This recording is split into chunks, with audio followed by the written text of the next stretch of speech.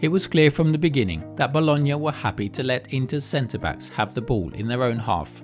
Bologna's defensive shape of 4-1-4-1, which then morphed into a clear 4-5-1 shape as Inter progressed, only pressed when the ball came into their own half, allowed the Inter centre-backs time on the ball.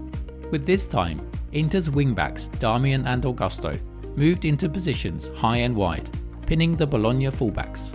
This is a mere decoy though, because when the wing-back moved inside, he dragged the marker with him, and this opened up space for Inter's wide centre-back to move into and overlap, often receiving passes beyond the opposition's defensive line. This was made possible by Inter's central midfielders, usually Çalhanoğlu and Mkhitaryan, covering the spaces in the back line.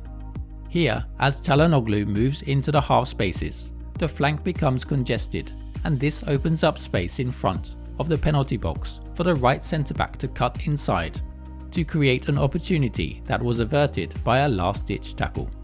Here, Bastoni has time on the ball in Bologna's half and is able to thread a ball through the lines and behind Bologna's back line to Thuram.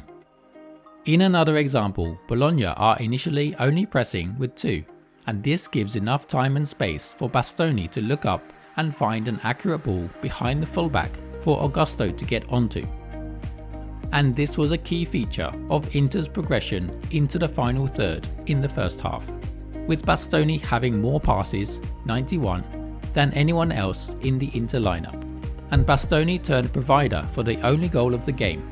Bologna's 4-4-2 block allows the extra centre-back Bastoni to move up the pitch and have a 2 versus 2. Augusto's run takes both defenders with him, leaving space again for Bastoni to cross from a cutback.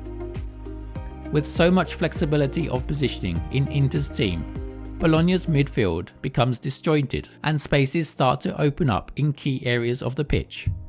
Çalhanoğlu, who has dropped into the back line, is able to thread a pass to Barella because Bologna do not have a midfield block, and from here, a shot on target by the left wing-back is created. In contrast to Bologna, Inter's pressing and defensive organisation in this game has to be admired. They limited Bologna to only 18% of their attacks down the middle, compared to 30% for Inter. In the first half before the goal, Inter were committed to pressing Bologna in their familiar 5-3-2 shape. The two forwards block routes into the central channel to the holding midfielder, and the ball was played to a centre-back who had split either side of the keeper. The midfield three then form a staggered line to the player with the ball, preventing a pass infield. Reluctantly, Bologna play the ball down the flanks, where the Inter midfielders are adept at limiting opportunities, with the only option a pass to the winger, where he would be pressed against the sideline. The ball is recycled back into their own half, where the defender is pressed by an energetic Thuram. Here, Bologna try to pass into the middle, but the player is pressed heavily by Inter and forced a misplaced pass that is pressed all the way back to the keeper. When the ball is played in the first phase, the attacker on the ball side maintained his position between the keeper and the player with the ball. Meanwhile, the wing-back on the non-ball side moves back and takes up a position in the midfield to prevent spaces opening up in the midfield. This is one of the triggers for the wing-back and midfielder on the ball side to press and win the ball back in a dangerous area or force a long ball to be played.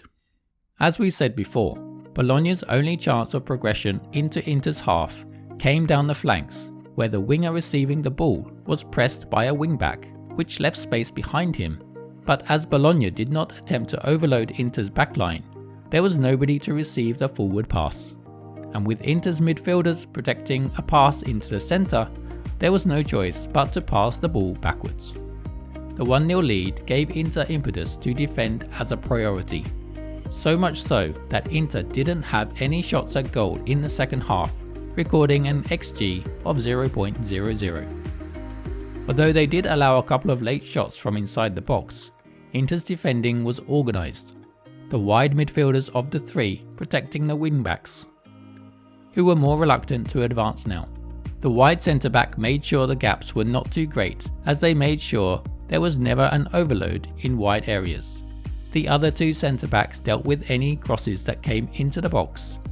Çalhanoğlu was ready to assist by slotting back into the centre-back position if needed, which reduced Bologna to mostly long-range efforts.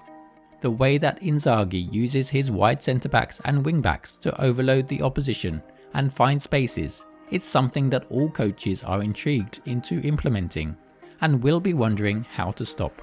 Thiago Motta's team must be wondering why they didn't try to overload Inter's defence to really test them. It was a missed opportunity to test themselves against the very best.